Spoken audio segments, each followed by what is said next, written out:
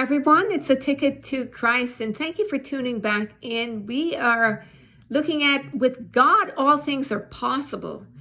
And we see God moving in impossible situations to bring victories in the lives of his people. And one of the accounts I wanted us to look at was Abram, before he became Abraham, right? He was Abram. And just the incredible victory. God turned him into a warrior, fighter, and he defeated these major kings and rescued his nephew Lot. And when you think of Abram, or Abraham as he became, you don't think of a warrior. You don't think of like a David going out for battle. When you think of Abram, at least when I've thought of him, I've thought of someone who had to use his wits, a man of strong faith, a man that God's called his friend. But I don't see him as someone who's trying to get into battle. And so I think this account shows that Abram was in an impossible, at least when I read it, it just seemed like an impossible type situation. But because God was with him, God brought the victory when he had to rescue his nephew Lot. So we're going to read this, and this is just going to really show you, I think, just how when God is with you, it doesn't matter who comes against you, you're going to win. Or who you're up against, you're going to win. So Genesis 14, it says, "And it came to pass in the days of Amraphel, king of Shinar, Arioch, king of Elazar, Chedorlaomer, king of Elam, and Tidal, king of nations, that these made war with Bera, king of Sodom, and with Bersha, king of Gomorrah, Sinab, king of Admah, and Shemeber, king of Zeboim," excuse my pronunciation, "and the king of Bela, which is Zoa. All these were joined together in the Vale of Siddim, which is the Salt Sea. 12 years they served Chedorlaomer, and in the 13th year they rebelled. And in the 14th year came Chedorlaomer and the kings that were with him, and smote the Rephaims in Ashtaroth Karnaim, and the Zuzims in Ham, and the Emims in Sheva Kiriathaim, and the Horites in their Mount Seir unto El Paran, which is by the wilderness.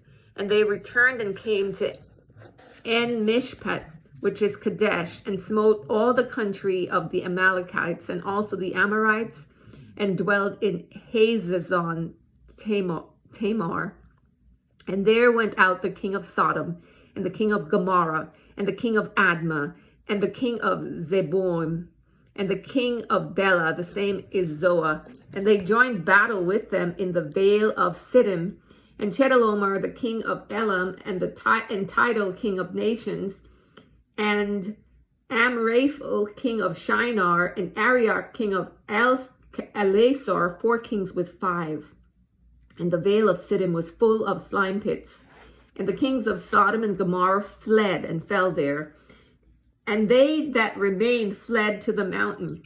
And they took all the goods of Sodom and Gomorrah and all their victuals, and went their way. And they took Lot, Abram's brother's son, who dwelt in Sodom, and his goods, and departed. And there came one that had escaped, and told Abram the Hebrew, for he dwelt in the plain of Mamre, the Amorite, brother of Eshcol, and brother of Aner. And these were confederate with Abram. And when Abram heard that his brother was taken captive, he armed his trained servants, born in his own house, 318, and pursued them unto Dan. And he divided himself against them, he and his servants, by night, and smote them, and pursued them unto Hobah, which is on the left hand of Damascus. And he brought back all the goods, and also brought again his brother Lot, and his goods, and the women also, and the people. And the king of Sodom went out to meet him after his return from the slaughter of Chedorlaomer, and of the kings that were with him, at the valley of Shaveh, which is the king's dale. And Melchizedek, king of Salem, brought forth bread and wine, and he was the priest of the Most High God. And he blessed him and said, Blessed be Abram of the Most High God, possessor of heaven and earth.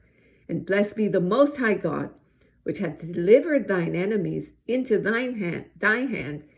And he gave him tithes of all. All right, so we can pause there. What is jumping out at you when you read this? What are you seeing? What are you hearing? For me, what stands out strongly is verse 5, right? That Chedorlaomer and the kings that were with him, and they smote the Rephaims and the Emims and all Zuzims and that whole group. Because when I was reading in Deuteronomy 2:11, it talked about the Emims, that they were giants. You know, those giants you read about throughout history, that these were some mighty men that Chedorlaomer and those kings had victory over. So they were fierce. They were not a small team of men for Abraham to have to go up against, Abram at the time, right? And so when I look at that, I see, wow, most people would have been intimidated to go up against those kings. But I don't see that coming from Abram. Once Abram realized that Lot was taken, right? And it starts out them explaining that they took Lot, verse 12, Abram's brother's son, right? But then by the time Abraham went after them, verse 14, it says when Abraham heard that his brother was taken captive, you see the kinship there, right? It was his nephew, but here it's referring to Lot as his brother to show you Abraham's mindset in going after Lot, right? That this is his family, this is his blood. And verse 14 talks about he armed his trained servants, right? Born in his own house. So you see as well, Abram is strategic in how he lives his life, right? So he not only has these servants, 318, but they were trained. So he's, even though he is, called up by God and he has to wander from place to place, he does so in a strategic manner. He's not just defenseless, so that when there's time for him to have to move, he's able to move in victory. And I think that this is a good example for us in how to live so that you are ready and prepared for God to move, to bring about the impossible in your life, just like he did with Abram. And then verse 15, you see, he divided himself against them, he and his servants, by night, and smote them and pursued them unto Hobah. So he, went after them in the night. It sounds like Abraham used wisdom, again, strategic. And then you see Melchizedek meets him. So he has a divine appointment as a result of this victory, and blessed him. And, verse 20 stands out again. Melchizedek saying that God has delivered Abram's enemies into his hand. So Abram counted them his enemies because they had taken his nephew Lot and, of course, Lot's goods and all of that. And we see Melchizedek here. This is the mention of the famous Melchizedek, who in the book of Hebrews, it talks about our Lord coming in order of Melchizedek, because Melchizedek represented a type, which was the Messiah, right?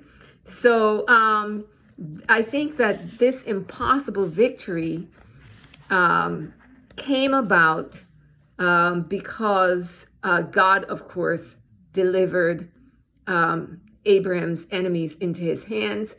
But I think as well, Abraham was prepared in the sense of how he lived his life. He lived with wisdom and he lived strategically so that he was able to have that incredible victory. And a lot of times, the victory comes when we act. He didn't just sit there and pray and say, God, he got up and did something about it. It says in verse 14, when he heard that his brother was taken captive. So he didn't hesitate. And this passage, this is one of the passages that I really love about reading about Abram, because it just does not seem in character with what I normally would read about for Abraham. To me, it showed that he had a lot of courage, and that he was a fighter. He was a fighter, and I get a different side of Abram through this, and just see an incredible victory that God brought about the impossible, which was Abram, who was not a fighter, not a warrior, not somebody you normally see going into battle, coming up against people who normally would go into battle, who were, battling and having an incredible victory and winning. So beloved, that is it from me. Just remember, if you're in this type of situation whereby you maybe you're in a similar boat like Abraham, something has happened through no fault of your own, or your a circumstance, an event took place and you have to fight, you got to find a way out. Just remember that if God is on your side, just like with Abraham, he will bring about the victory. All you have to do is step forth in faith, strategically and with wisdom, making sure that you do just like Abraham did, with the Lord, and with wisdom, and that you'll have the victory from that impossible situation as well, just as Abraham did. Even though he was faced with a powerful army of kings who had fought dragons and giants, and defeated giants, they were not able to defeat Abraham, and they won't be able to defeat you if the Lord is with you. That is it from me. We'll pick it up again tomorrow. Have a great day.